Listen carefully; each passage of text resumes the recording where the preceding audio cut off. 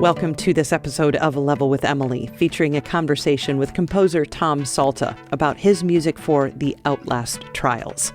The Outlast Trials is the third game in the Outlast series, and Tom will explain more about it in just a minute. I really love the main theme of this, and it's important to note that in these YouTube videos, we don't put music, so you're not going to hear that. You have to listen to the audio version of the podcast for that, but I really do love the main theme and how he works it in throughout the entirety of the score. I think it's really cool, and he also just came up with some really amazing sounds and ways to manipulate sound in order to scare the absolute pants off of anyone listening. It's very, very fun, and it's really scary. I did not listen to it at night, I will tell you that. Join us on Discord. That link is down in the show notes. And please do subscribe to this YouTube channel. Give us a like and all of those things. It helps us out.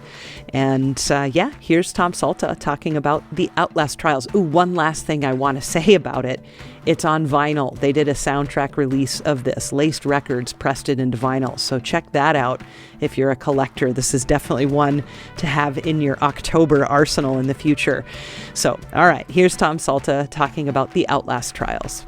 So Outlast Trials is the third Outlast game in the series, and this one is very different from the previous two for many reasons.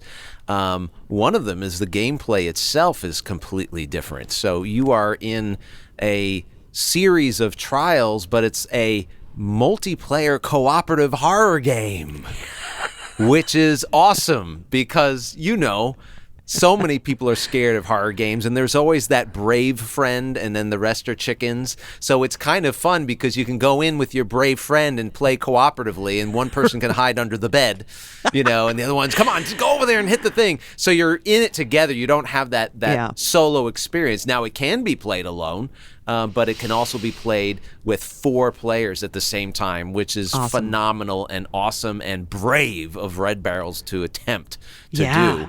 But I think they really nailed it.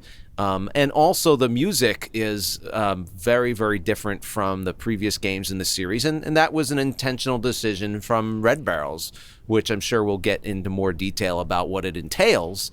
But it is something that kind of has its own cool, different sound. And it is really, really scary. Yeah. There's a lot of cool little songs, like little ditties, like little like they sound like ads, or commercials or something like that.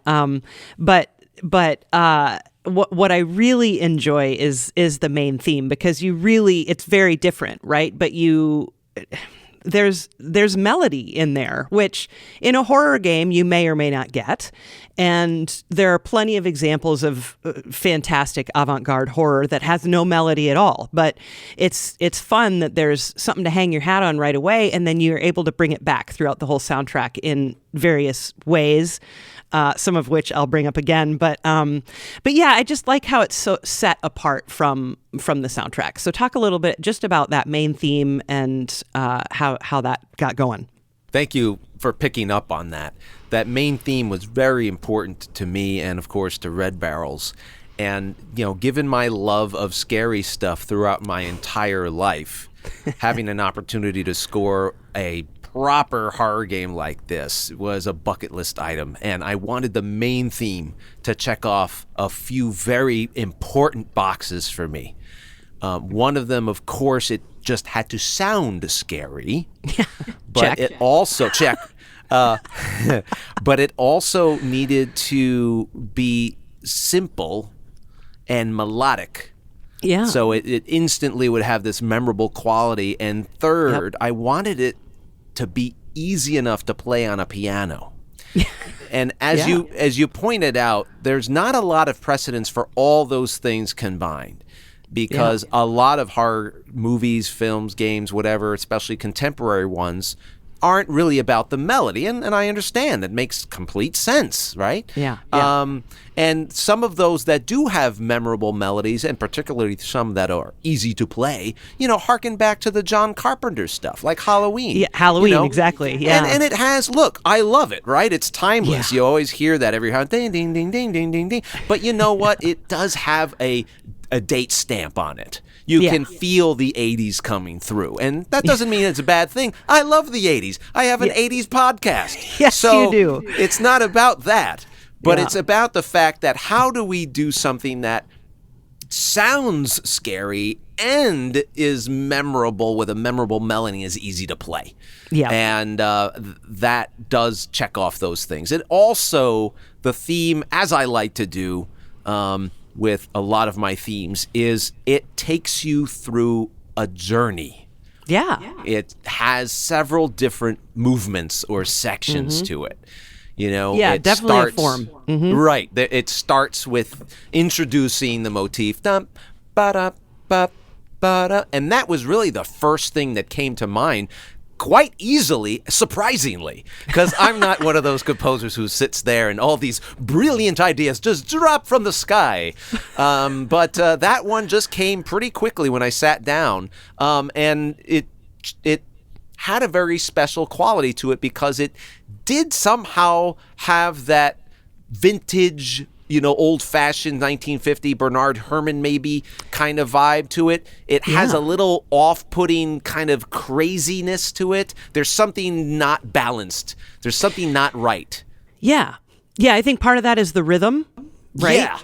And then you're going down to the major 7, right? Which is weird because it's a minor-ish kind of creepy thing, and it's an unresolved. That's like such a weird note to hang out on, right? That 7th. It is. So it just had that right. It's kind of like the whole package. Thank you. And then along with that, of course, the main melody, the ding bum bum da da da, and that comes in nice, and then it evolves throughout the piece. Even at the end, it returns. But after that whole first movement, then it goes into an action section, which is like ring, and it stops, and all of a sudden, all hell breaks loose, and now you're running for your lives, and it's really, it puts you off balance. And it has all this multimeter stuff going on and whatever, and then that ends, and then it goes down into the doldrums again, and it has this sense of just pure despair and hopelessness. Yes. And that's one of the things that really, you are going into hell. It's kind of like a Squid Game situation. They throw a burlap bag over your head and pull you into this secret location underground during the Cold War in the 1950s somewhere in Europe, and they drill goggles into your head. And they put you through all these horrible experiments and trials trying to remove any sense of morality that you have. So, you're alone, and you're probably not going to make it. Yeah.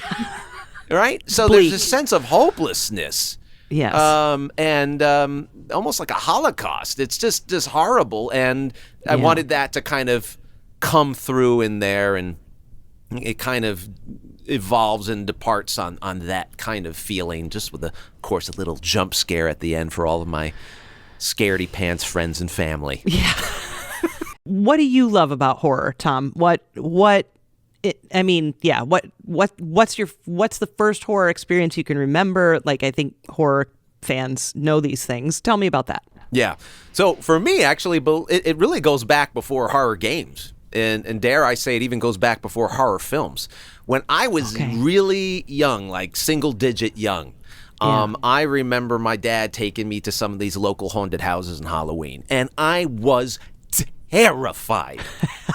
Terrified, standing on this big long line, and these other people. I'm like, why do these people want to go into this? Anyway, I was so terrified, and something switched in me at a very young age. I became fascinated with why I was so scared, and I think what happened was I got this idea that if I were to become the monster or go behind the scenes, go behind the curtains and create my own haunted houses, which I started doing with blankets and chairs at home, I wouldn't be scared anymore.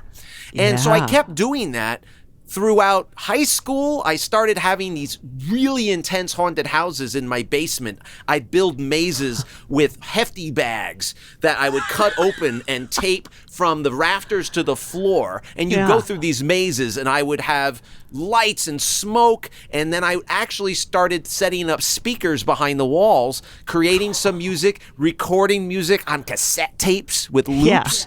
From video games, from films, stuff I made up myself with synthesizers. And then that into my 20s, I was doing this. We hired actors. We had animatronics, projectors. So for me, I always love the haunted stuff. I love scaring people. And music is my language.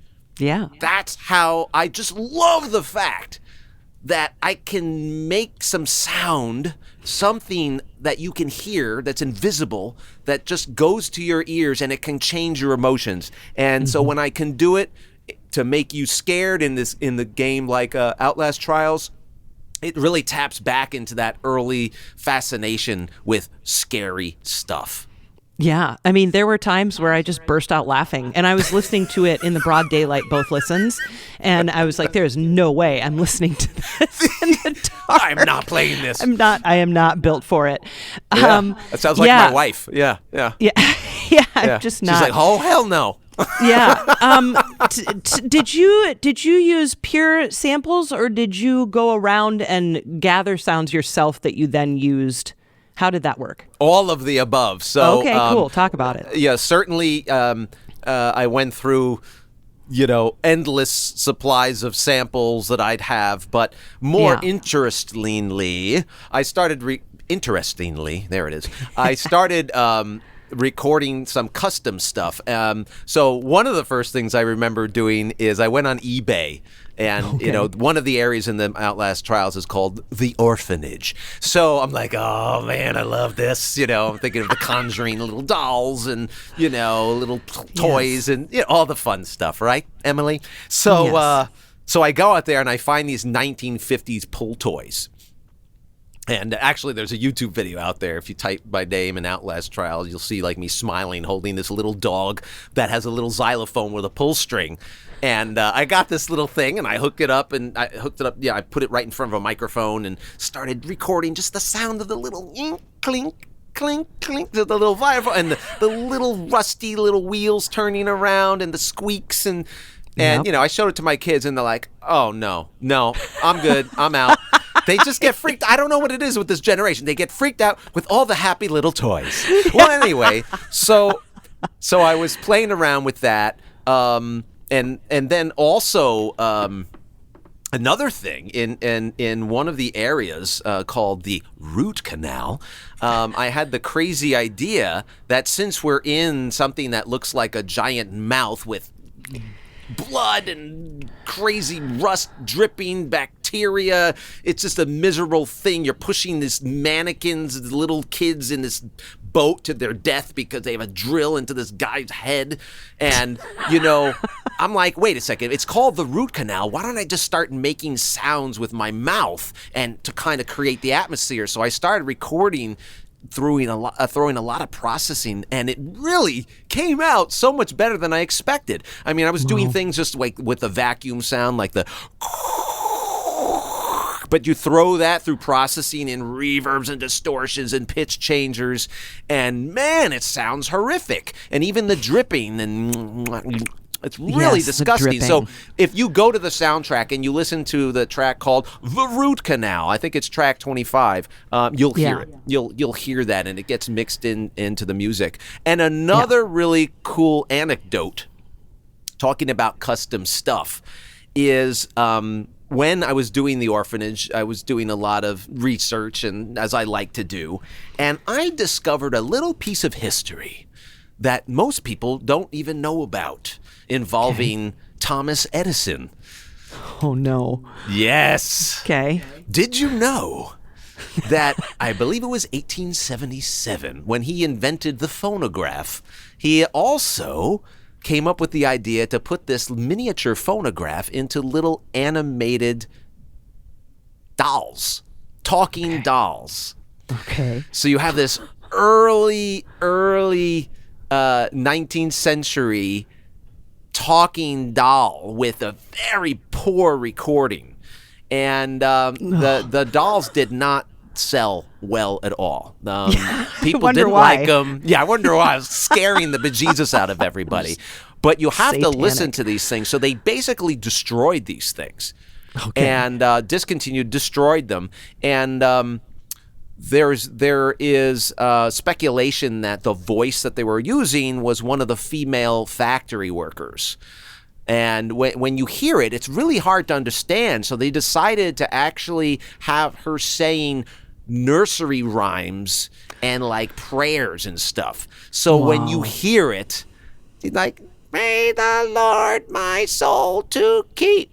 And it goes through, like, sounds, something out of Metallica song, like Enter Sandman.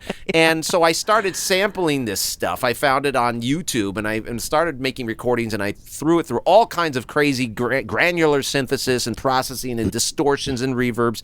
And I used some of these textures as sprinkles inside the orphanage area as well, in the middle of all the rest of the horror stuff.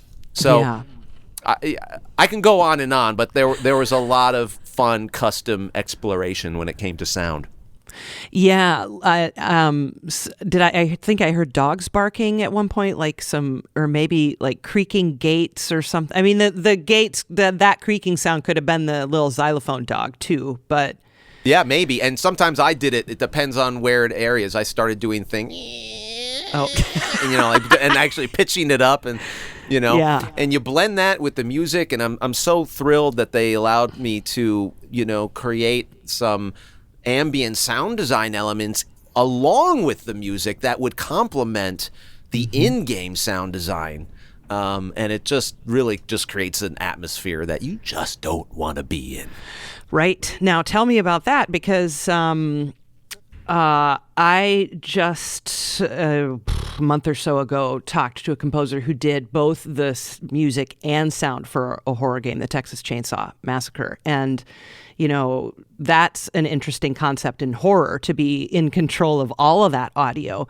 So talk to me about working with whoever the person was who did the sound design to, because so much of your music is very ambient and sound designy at times, right? Yeah, so that's right. Yeah, so tell me about that. Yeah, so Francis Bruce at Red Barrels, he's the audio director, and so fun to work with. Nice. We were able to just communicate and coordinate our efforts.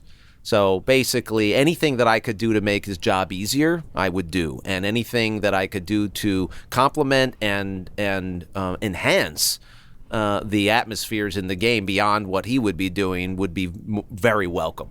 And so it worked out really, really well. And then, he would at times say, oh, hear that little jingling or that little clanking or that little hit sound, that might get in the way, that might get confused with this sound that I'm doing. So just, remove that. And that's the way it would work. So I would create things, and he'd give me guidelines, to do stuff that would not get in the way, because he would basically show me or tell me the kinds of sounds that would be there. So, like, don't bother doing footsteppy things. Don't bother doing jangly things or whatever, because there's going to be this and that and this and that. So we did just coordinate that way, and we just go back and forth. Cool. There's a track called The Weight of Memories, and I loved what you did with Heartbeat in here. It speeds up right through, and then the audio drops, and then there's one really slow heartbeat. And in the soundtrack, then it segues into the whatever, I can't remember the name of the track that comes right after it, but that's a jump scare too, which was fun. Talk to me about The Weight of Memories. So The Weight of Memories is that actually is the tension proximity system at work. Oh, okay. Cool. So what you're hearing there is a simulation of what actually happens in game, because that was a multi-layered, I believe 7 different layers that would start one by one. And the idea in the Outlast trials is that you cannot kill anything, right? You're always hiding and running and trying to just escape with your life. So lots of sneaking around, and you have to hide. So, for example, when an enemy is approaching, Right, the system, the game will tell you with this tension proximity. So the first thing you'll hear is this heartbeat and this low sub-frequency kind of sound. And then, depending on a variety of parameters, like how close the enemy is, how aware the enemy is of your presence, the threat level, etc., it would increase the volume and bring in all these different layers. So the weight of memories is basically me starting from the bottom and just slowly ramping up and up and up and up and up and up to the top, and then I just shut it off and threw in an extra heartbeat at the end there, just kind of like, that's it, game over. Fantastic. But that is never heard exactly that way in the game because it's different every time. And there are several different sets of those kind of tension proximity. In fact, there's more music in the game that's actually on the soundtrack that might be coming in the future. Because I was working on this even the week before the Halloween release. So that's what that's all about. Okay, very cool. And there is a soundtrack out. Like, that's cool. Vinyl? Vinyl is yes, it is. It is pre-order stuff now. I don't know if it started shipping, but man, it looks so cool. Laced Records, it's such an amazing job. They're really so good. Awesome. Yeah. It's like if there's horror, there has to be carnival, right? You have to have some kind of like janky organ waltz or something, and it's just great. So, and there are a couple different tracks, right? So there's Come to the Fair, which is wonderful. Let's start there. Talk about Come to the Fair. So Come to the Fair is the atmospheric music of the fun park. So when you enter this dilapidated set, the fun park, the sarcasm in these titles, I love it. So the whole area, it's a fun park from hell. It's just broken down, all this craziness. They have, instead of throwing a ball at a target, you're throwing a heart at a, like literally you have to grab hearts out of a blood bucket and throw. I mean, it's just the stuff of nightmares. Yeah. So you're in this horrible fun park, and Mother Gooseberry's walking around. You see her on the balcony and drilling into people's heads, and it's really a place you don't want to be. But there's a merry-go-round, and there's midway games, and then there's, of course, the Root Canal, which is a ride inside the fun park, kind of like it's a small world from hell. Yeah. So that must be where Brush Your Teeth happens then. Brush your teeth. So imagine you're in this ride that I described a little bit earlier, where you're instead of water, it's just blood, and you have to push this little boat of these child mannequins to their death because they're bad. Okay. And while you're doing this, of course, you're being chased, so you have to stop it and hide and do all these things and open valves and let more blood so you can keep pushing the boat. Anyway, just horrible things. But inside this root canal, which you can hear, it's track number 25, called the Root Canal, they have little, like, It's a Small World like animatronics. So they have these little scary looking freaky teeth that kind of move around, and these little teddy bears. So as soon as I saw, that we're in like a little amusement park ride, I talked to Francis. I'm like, we have to do a little song, like an It's a Small World thing, right?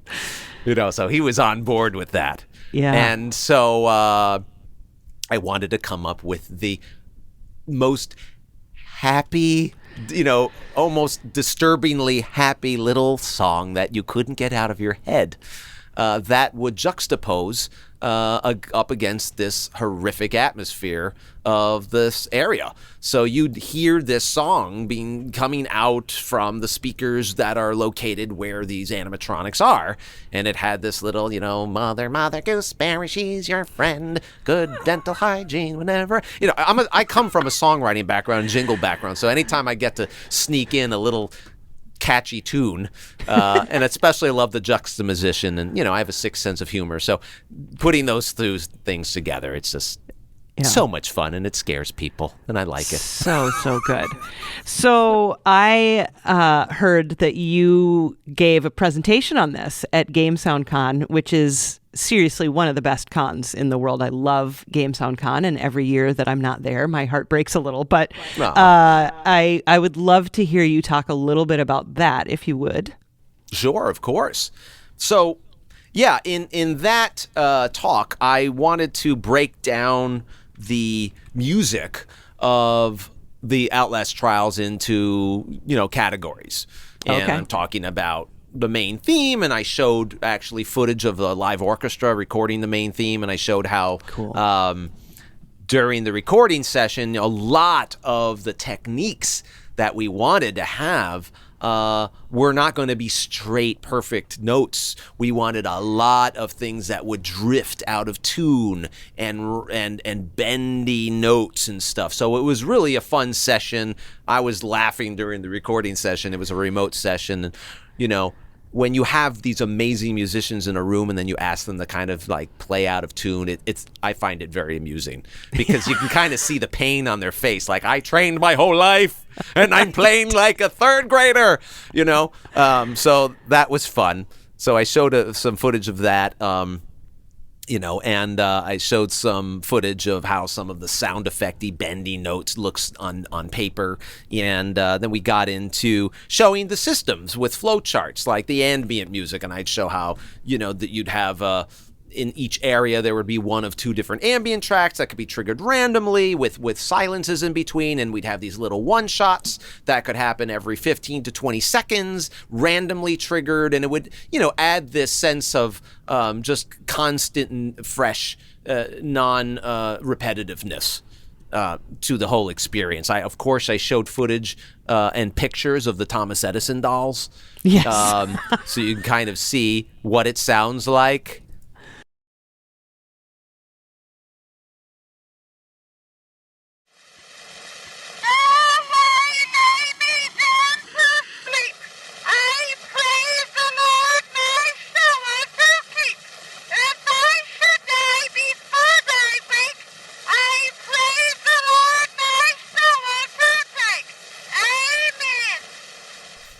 Why does she sound like she has a gun to her head? She sounds like she's exactly. Now you terrified. know why these things got destroyed, right? Even Thomas Edison himself, after they were discontinued, he referred to them as little monsters. Okay, so I showed what a that terrible people. Idea. I was amazed that no one ever heard of the Thomas Edison doll. So I'm so glad to bring this awareness to everyone. Yeah. I showed footage from the game and showed how the tension proximity system would work. I showed the different the way the chase system works and the way the different narrative music when you're doing certain tasks. There'll be layered music, and this layer could come in when you're doing it, and when you're hiding, it comes away. And I showed the scoring of some of the scripted events and the diegetic music and the recordings of that. And I even showed my wife and I singing, with this cheesy grin on our face, the Brush Your Teeth song. And so it was a lot of fun. I think people really enjoyed it. Good. I'm glad. Yeah. I mean, what a great con. It was big. A lot of people there this year, right? Record breaking. Wow. I'm so glad to hear that. I love it. I love that. Yeah. Well, let's get back to the music itself. And, I'm starting to understand more how the game is structured, which is important. Tell me about the little blues, quote unquote, called "Can't Get It Out of Your Head," which is very aptly named. Really, I love how you just laugh. It's absolutely. I left this to Red Barrels to come up with the names because they have a sicker sense of humor than I do. So yeah, that was just one of the several different diegetic pieces. So when you walk into this chapel area, basically. Diegetic meaning you hear it coming from somewhere in the game. Yeah, that's right. It was coming from an object in the game. So that was coming from a jukebox. Okay. And every area, one of the conversations we'd have is, okay, we're going to do all this music and stuff, but do we have any diegetic options here? because I'd always love that. That just gives me a chance to, juxtapose stuff that just like clashes with, it has an opposite mood. And when you combine those, it just creates this other vibe. Even BioShock. I mean, my goodness, remember? I mean, the way they use the licensed music in the game from it's great. I love it when you take like old-fashioned things and then you put it with a modern score and you put it together. That's just fun. It's great. It's great. Some of these other tracks that are, far more ambient before hell breaks loose, right? Where do you tend to start with a track like that really is maybe kind of rhythmless in a way or timeless in a way? What's the first thing that you tend to establish when you're constructing a track like that? I'll start with, I love sound exploration. I kind of, sometimes if you see me working with this kind of stuff, I'm like a scary Bob Ross with sound, I just have a lot of fun. Like, okay, so let's start with a disturbing playground kind of sound effect, or I start to just be inspired by the mood and the visuals, and sometimes I just paint in broad strokes. And then sometimes I get inspired to come up with a little sound effect or a little melody or instrument that is inspired by the area itself. And it kind of, again, reminds me of when I'm making haunted houses. It's like when I'm making a haunted house and let's say I'm designing this one area, it's like, okay, what mood do I want to create? What's the sound? Do I want something that's really low, or do I want something that's just airy, or do I would actually ask Francis in every area to give me a list of adjectives and nouns to describe what he wanted. Sure. So he would, come up with things like, dilapidated house, broken windows, creaking floors, moldy fabric, blood-stained walls, and literally just these adjectives and nouns really I find it very inspiring. It just, again, I'm using music to create emotion, and for me, it's just a very natural thing. And working on a horror game, it's great because it allows me to blur the lines between what sound design and music can do.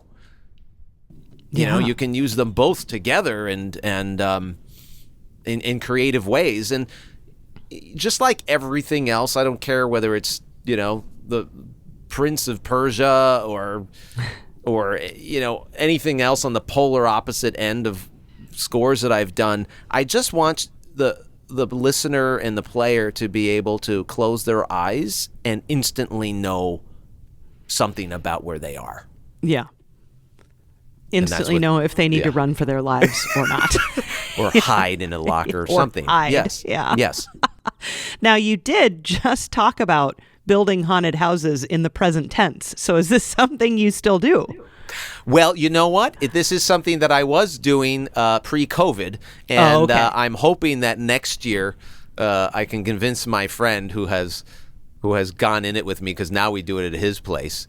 Because my wife's like, oh no. Yeah. I know, right?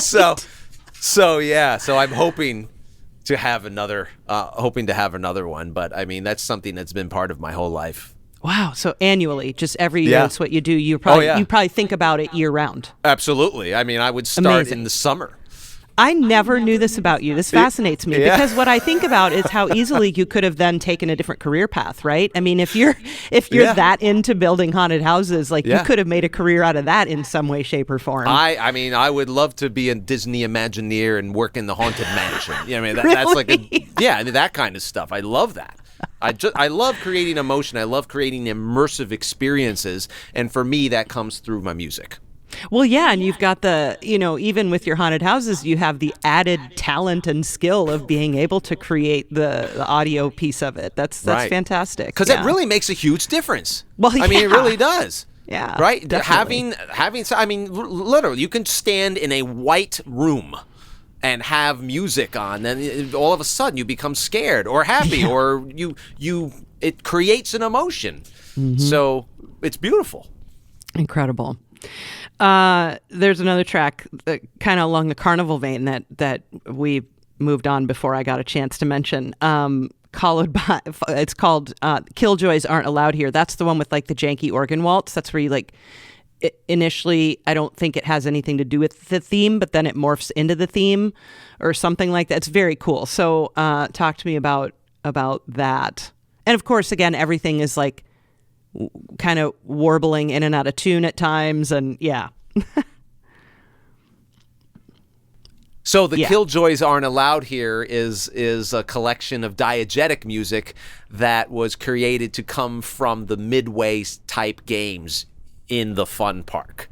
So this is beautiful. Like where you would be throwing, as I mentioned, let's say body organs, at these targets. And you'd have to do this to get tickets to get inside of the root canal. So and an Easter egg. I always love using the theme. So one of those, I think the second one in there, it's a series. I just bunched them together. Okay. The second one is basically a Midway style carnival game version of the main theme. Love it. Oh, it's so good. So effective. And it's also on the coming from the carousel in the game, which actually I forgot to put on the soundtrack. Oh, no. Hey, you forgot. I'm like, oh, darn it, When did you realize you forgot? After it was already pressed. Too late. I'm like, guys, you're going to kill me. Is it too late? They're like, yeah, it's kind of too late. But you know what? Maybe for the next thing that we might announce. Right, and it could be an Easter egg too, right? You and your Easter eggs. There you go. I love them Easter eggs, Emily. Yes. So the soundtrack from Laced Records. What do you think about the whole soundtrack process, like putting it together? Because like you've mentioned a couple different times, you're bunching themes together from different areas, and that's a whole different set of hours of work, right? So what's that process like for you? Oh, yeah. Well, the first decision I think that always happens when you're talking about a soundtrack for a game like this is you got to decide, okay, what's the strategy? Are we doing this chronologically? Or are we doing this just purely based on listening? And more often than not, I find that it's usually chronologically kind of makes the sense. And I kind of like that because for those few people that actually listen in order right. to a soundtrack, it does kind of take you through the experience. It does take you through the story, and that's the way it was when I was growing up listening to John Williams soundtrack, So that was the initial decision, and we did go chronologically. So when you listen to it, it starts right at the beginning. And then after that, working with Laced and having them just make sure that they've done so many great soundtracks and stuff, and I did want to kind of check with them with best practices and make sure it's like, you think this will be received well? Should I combine this with something else and whatever? So we kind of decided that certain tracks that were too short, to be under a certain time. I forgot what it was, like 30 seconds or 45 seconds. Yeah. I would kind of just combine it and find ways to combine it with other things. So I went basically, you're hearing the stuff in the game. And I went through all of the original deliverables, and I created a huge session in my DAW to assemble them and put them in order, and certain things I would layer together because that's the way they would be experienced in the game. Right. Some things were divided into different layers, so I would layer them on the soundtrack. And I just wanted to kind of create a listening experience that you could, go through and experience like you were in the game. Also, given my love of haunted houses, I wanted to create an album that people could use in their haunted houses. I know plenty of people who are like, that house in the neighborhood where, the news crews come by and look at this craziness. My friend Bob he does insane automation on his lawn. He's got computer systems running smoke machines, lasers, projectors, synchronized lighting in front and behind his house. Wow. And, he would sync it up to music.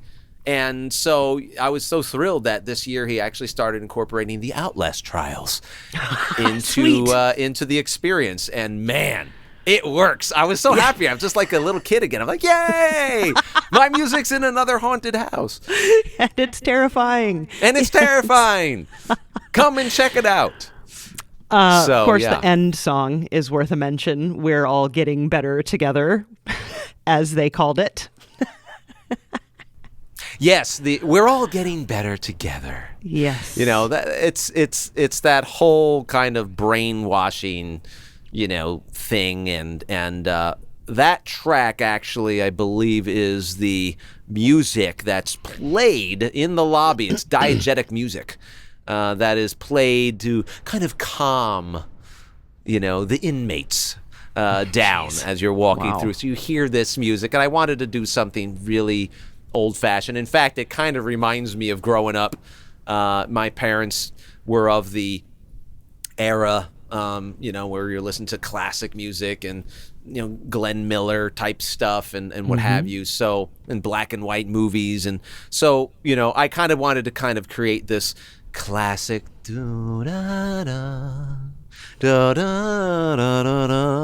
almost like a romantic little string piece. And, and again, it just is juxtaposed against this hellish nightmare. Yeah, definitely. What are you working on that you can talk about and tell us about? Anything? Absolutely nothing. No, I can talk, I guess. I'm sure Red Barrels wouldn't mind me saying that there is still more to come. Okay. If they mind, I'll take it out, but I'm glad to hear it. Yeah. I won't speak to what that means, but I'm not finished. I'm not done yet. Nice. So there is some more in that universe. And I'm working on, all kinds of different endeavors, both musical things and my education things and my master class. I even have software for Logic users that automatically runs stems because I've wasted half of my life sitting in a chair waiting for bounces to happen. So I've been doing all kinds of things across the board. Tell me more about the Logic situation, because you're kind of like a Logic super user, aren't you? Yeah. Haven't you been on board with that? If you want to geek out, Emily, I'll go there. I've been using my DAW Logic Pro since it was called Notator in 1989 on an Atari ST computer in monochrome. Okay? Good Lord. So, needless to say, I know it better than I know myself, I think. And so it's always been my favorite DAW. I've tried other ones, and it's not that, you can't say, well, this is better than that one. It's the best DAW is the one that you're most comfortable using. So of course. I'm just most comfortable with that.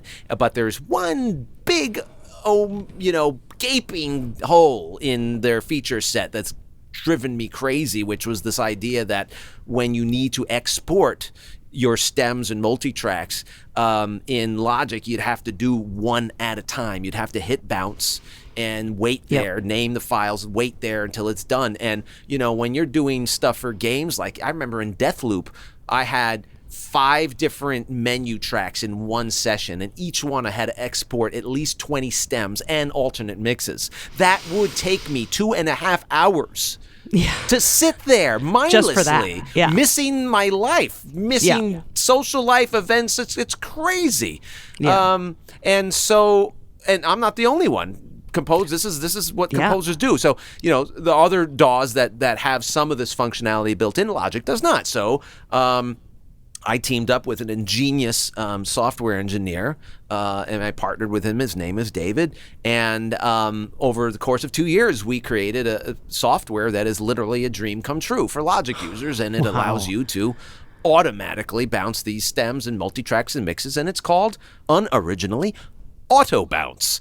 And so we have people in over 38 countries around the world using it, and it's like, thank you for giving me my life back, and that's right. Yeah. I mean, I use Logic, so Sam, and I use it because Sam does, and Sam's the one who mixes the show, right? So I do all my editing in Logic. I used to do it in GarageBand because then you can import GarageBand into Logic, right? Yes. But thankfully, I don't do that anymore. That was a nightmare. But I was interviewing Steve Pardo, another composer, a few months ago, and he was talking about how he saved his key commands and uploaded it to the cloud. So if he ever uses somebody else's Logic, he can just import his key. And I was like, that's so brilliant. And so as soon as we finished, I did that. I'm like, okay, now my key commands are saved in the cloud so that I can use anyone's Logic. It's brilliant because, like you're saying, you use the DAW that you're comfortable with. But even then, within the DAW, I'm sure most people who use a DAW daily have futzed with the key commands, right? Like I've reprogrammed all kinds of commands in there to work for how I edit, since I don't